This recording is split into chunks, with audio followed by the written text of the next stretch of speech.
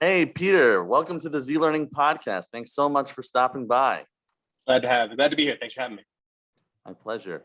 Before we get into discussing immersive learning, which I know that's something you've been talking a lot about, and I know that you're in-house. I think you're a futurist in residence at BluShark Digital right now, if I'm correct. Correct.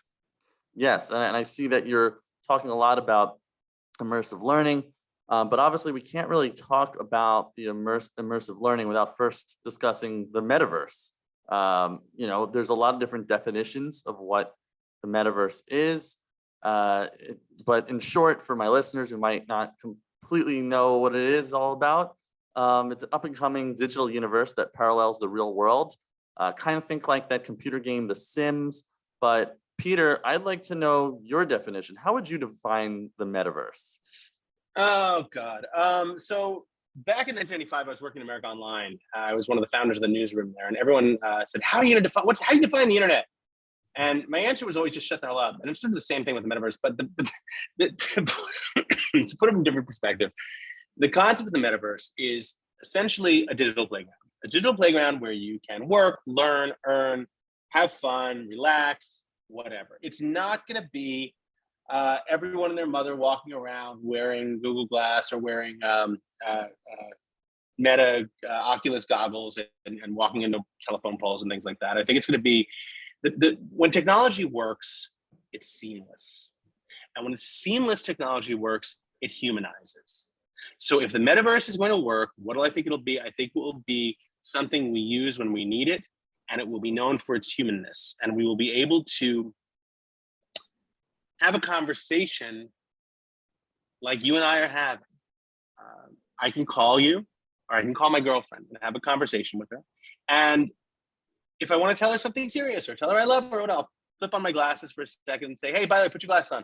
Just want to see your face. Want to let you know I love you." It's going to be I mean, look, there's obviously a lot more to that. There's going to be businesses that are involved, and there'll be a lot of work that businesses can do with it. And but is it going to be? Are you going to go, instead of going to an ATM? Are you going to go to the digital metaverse bank and have an avatar give you money? No, people need to stop thinking like that. It's annoying because when you do find good stuff, then it can really do, right? When there is benefit and there is use to it. I'll never forget being in 2005. I was at a speech. I was giving a speech in Singapore, and the person after me got on stage and said, Peter talked a lot about this new thing called social media and Well, let me tell you something. About 12 months ago, I got on to Second Life because people said it was good for my business. And I got into Second Life, and I got on at like 9 a.m. during a work day, and I figured, okay, I'll figure it out. And I wanted to give it a half an hour, and I was on an island, and I fell into the water, and I was in the water for 6 goddamn hours, and I don't know how that helps my business. I was sitting in the audience cracking up because that's what, when people position this as, oh my God, it's going to revolutionize everything and change the world. It never does. Right? What changes the world are the small little things that over time humanize us and make us want to do it. I just went out for a run. It's a gorgeous day out in New York City, a little hot, it's the upper 90s, but it's a gorgeous day for a run. It's about 3 miles. I'm fat and I'm slow as hell, but whatever. It was a nice 3-mile run along the water. I was able to look at people and look in their eyes, say, hey, nice day for a run. I don't need to wear goggles to do that. Give me a break, right? So it's going to be something, the metaverse will be something that benefits us, that does help us, but it's not the end all. It's not going to be the end all be all of civilization. Fantastic answer. And by the way, it's pretty hot here in Queens too. Okay, you know what I'm talking about.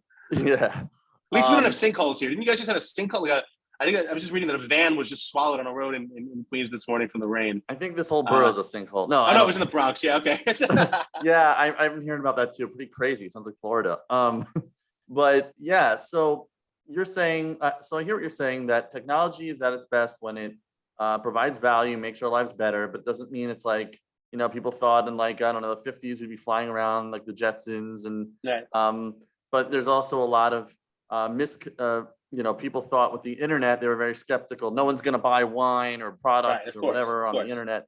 And then we see how it plays out. So obviously this podcast is focused primarily on e-learning. So I want to talk a little bit about how the metaverse will disrupt education, the education experience or employee training experience.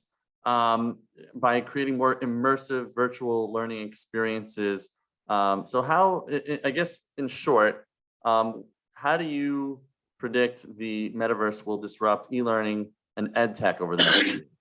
So, it's interesting. I look at it from, when I look at e-learning or any form of distance learning or anything like that, I look at it from the premise of someone who's ADHD, right? And I think about how would this benefit the 20 to 25% of neurodiverse students, employees, people in this country who are going to have to use this technology.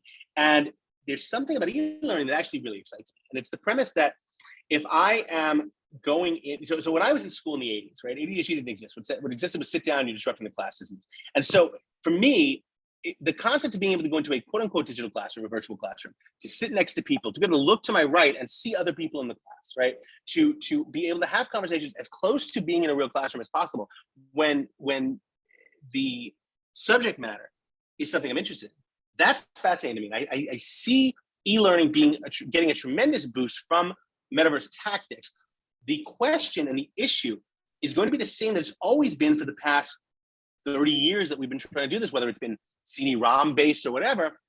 If the content isn't interesting and it's not taught in interesting ways, no amount of cool is going to save it, right? So Totally. While it's great to be able to go and say, hey, we have this metaverse, we have this all these premises for distance learning and e-learning at our disposal, if you're not improving the way you grab the attention of the students, if you're not improving the way you teach, if you're not improving the, even today in classrooms and schools, teachers are being asked to do 10 times more with 5 times less. And, you have 30 kids in the classroom. If one of them is neurodiverse or has a learning disability or is learning disabled or has some sort of neurodiverse brain, no fault of the teachers, but they don't have the resources to sit there and say, okay, well, we'll do it this way, but for Johnny, I'll work with you. And no, it's like, Johnny, you either learn or you fail. And so no amount of metaverse or whatever is going to help that. So I think as we start to implement new ways of teaching, new tools, new electronic tools, new digital tools, it's a wonderful time to reevaluate how we teach as a whole. That's what excites me. That's what excites me too. And that's what I talk about a lot actually on this podcast. I've had technologists, I've had educators, people who are a hybrid of both. And what I really want to get into more on this show actually is not just about the features and the different developments in this field, but how can we change and make education better as a whole? Because also ADHD, it was known in my time, I was more in the early thousands, but it was obviously not as known and accepted as it is now. But and we'll get into this later because I have another question for you later in the show. But I personally found distance learning and e-learning actually very helpful to someone like me. And I'm actually very excited that education as a whole can be disrupted and reformed. And obviously no technology is a replacement for good teaching. Now, you wrote the book for ADHD professionals. And, for my listeners out there, he's an amazing podcast, Faster Than Normal, highly recommend it. And I'd say, I'm curious about your thoughts. I guess I want you to go a little deeper in how you think e-learning, how do you think e-learning is for people with ADHD, or how do you think it will help people with ADHD or other neurodivergent, or other people who are neurodiverse? Because I'll say on a personal note, I personally find I do better in some ways in a virtual learning environment. I've done a lot of online courses, and I find it great when you can kind of save the material to rewatch or re-listen. You can pause, rewind, skip parts that I don't necessarily need. Choose how I consume audio, video, review written material. I think it's actually great for someone like us. But do you think ADHDers, do you think that's universal for a lot of people who are neurodiverse or have ADHD? I think that, everyone is different, right? But I think that there is a benefit to digital learning, to e-learning, to metaverse learning, whatever we're going to call it. If you're giving them content that is beneficial to them. one of the biggest problems when you're neurodiverse is that you are trying to, when you want to study something that you like, it's no problem because your brain creates all the dopamine, serotonin, and adrenaline to help you focus that you'll ever need. But when you're trying to learn something you don't necessarily love, it's a bitch because normal people do get more dopamine. They say, hey, he doesn't love this, but he has to learn it for a class. So give him some extra, squirt out some extra dopamine, give him a few drugs. We don't do that. And so we're constantly looking for ways to create that. So in that regard, if you can find content, if the content isn't something that people love, but you can figure out a way to make it look interesting or be cooler in the metaverse, you have a much better opportunity to do that. Because now you're giving them, maybe they're learning from the roof of a building, maybe they're learning from an airplane, whatever, maybe they're talking to an instructor as an avatar, whatever the case may be. You're giving their brain something exciting, more so exciting than the normal stuff they're learning that, oh, God, I got to read this 12 pages, 12 chapters. So I think there is some benefit there if it's used properly. Yeah, I mean, to be fair, a lot of the things I was learning on online courses, virtual courses, were things I was super interested in, like marketing and sales and stuff like in algebra I was all doing in person in school, and it sucked and I hated it, So, but like, I guess, I mean, another aspect of it also could be that I'm also a visual learner. Maybe for people who are more of a visual learner, this could be better. But that's a great point. And how do you think, now this is getting a little more abstract, I guess, but how do you think the metaverse will impact not just the way we learn, but maybe, people make a lot of comments these days and sometimes not so sensitively that like, oh, I'm so ADD, our technology is making us all ADHD to a degree. And to a degree, even people who are neurotypical sometimes feel ADHD now because of it. But how do you think the metaverse will impact that and the ADHD brain in particular?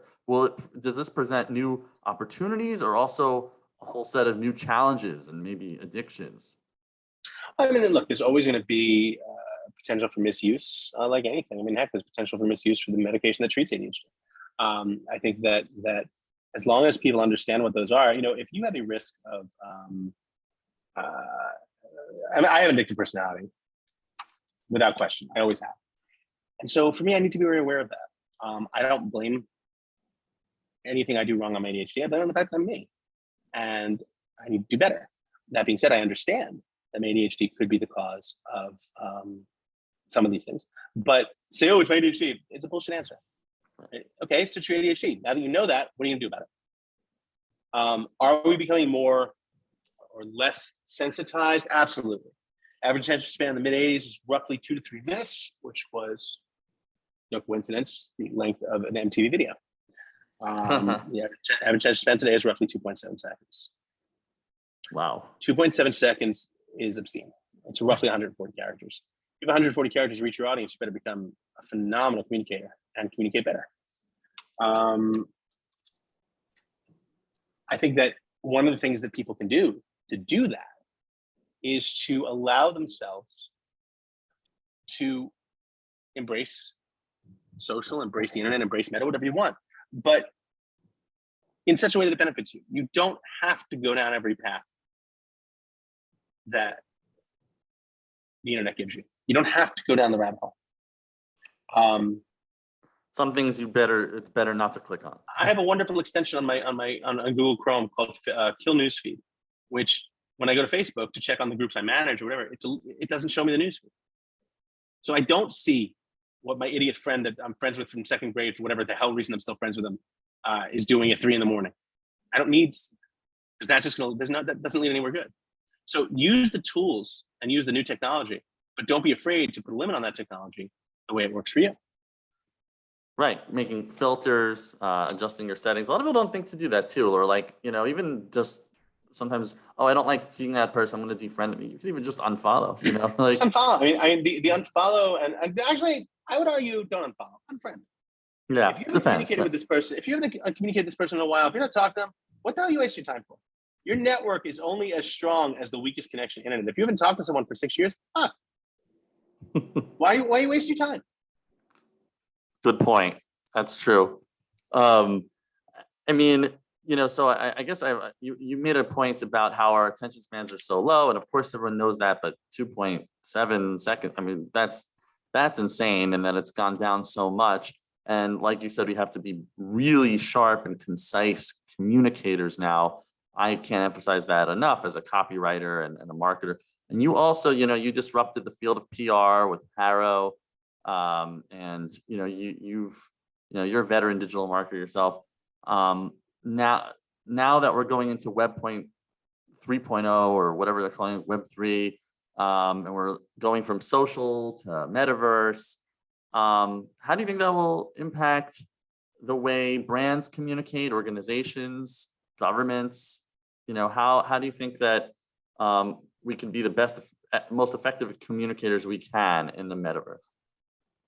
Become better communicators. Take a class. If you're not a great writer, become a better writer or outsource it to someone who is. You have any idea how many journalists are looking for work right now? They will do whatever you need to do relatively cheap. Become a better communicator. Become better at video. I mean, I'm embarrassed that I'm doing this video on my front-facing MacBook camera, which essentially makes me look like Shrek. But normally, I'm in a rented apartment for the month because my current place is undergoing massive renovations after a giant water leak from the floor above. So the entire floor is getting redone in the apartment, and painted. But to do that in New York City, I had to move all my stuff into storage for 2 months. So I have my laptop here and I'm talking to you from the front-facing camera. Normally, I have a Canon 5D Mark IV with a 180 f2.8 lens that actually makes me look camera ready because I can use it when I go on TV on CNN. So, the slight little bit of better that I have with that camera is more than enough to differentiate and separate me from the crowd.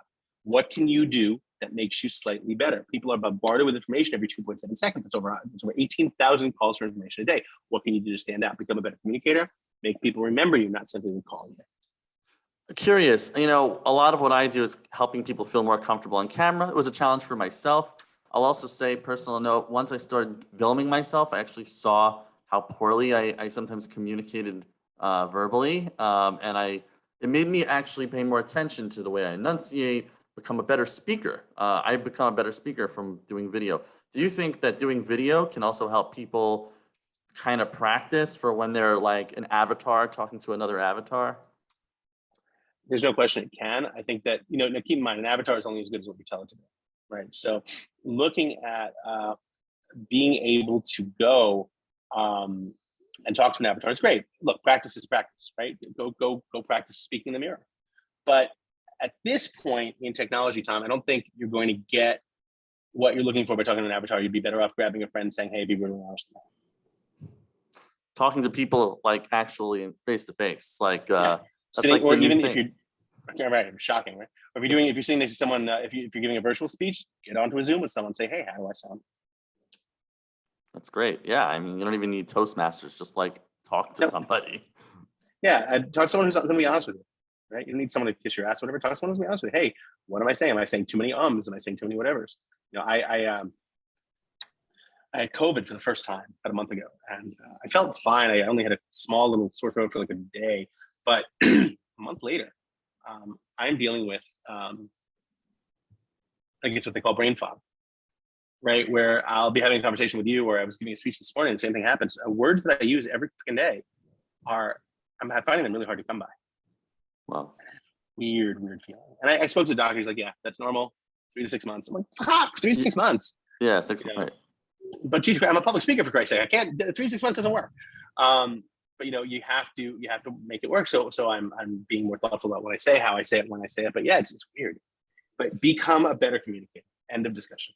Wishing you a speedy recovery on that. And just 2 last questions. One, I'll just ask you, like, there's a lot of fear when something's new and still unknown. And there was a lot of fear of the internet. There was a lot of fear probably of typewriters once upon a time. I don't know.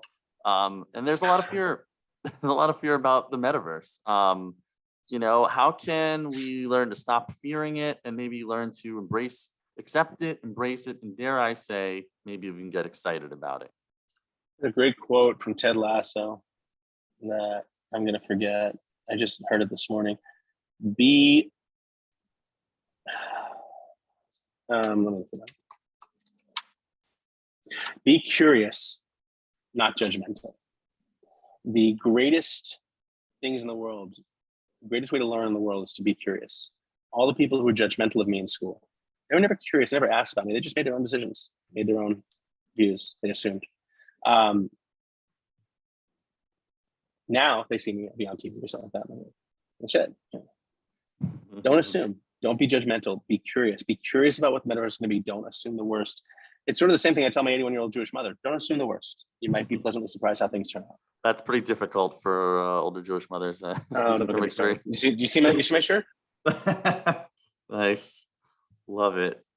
Okay, so Peter, what's next for you? I mean, you're a speaker, you're a blogger, you're a serial entrepreneur. You talk about everything from metaverse and technology to ADHD. You're an author. What's coming down the pipeline for you?